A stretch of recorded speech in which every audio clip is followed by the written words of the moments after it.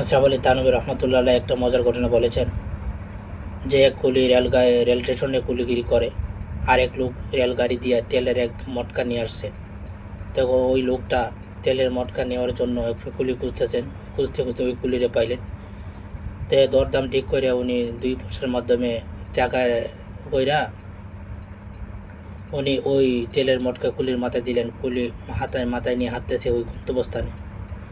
হাঁটতে হাঁটতে ওই কুলি চিন্তা করতেছে, আমি ওই তেলের মটকা বাড়িতে পৌঁছা দেওয়ার পরেই তো আমি 2 পয়সা পাবো, তাহলে আমি 2 পয়সা দেওয়ার পর কী করব।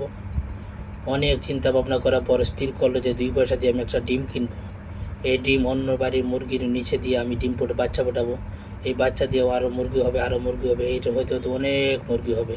এরপরে এই সমস্ত মুরগিগুলি বিক্রি করে আমি ছাগল কিনবো। ছাগল পালন করতে করতে ছাগলের একটা ফার্ম হবে, অনেক ছাগল বিক্রি করে এরপরে গরু কিনবো।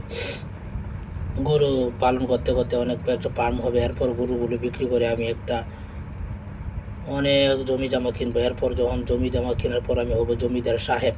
এরপর আমি যখন জমিদার সাহেব হব তখন অন্য আরেক জমিদারের মেয়েকে আমি বিয়ে করব। বিয়ে করার পর আমারও বাচ্চা কাচ্চা হবে। এরপর যখন আমার বাচ্চার মা রান্না বান্না করা শেষ করার পর আমার বাচ্চাকে বলবে, তোমার আব্বুকে গিয়ে বলো খাবার খাইতে।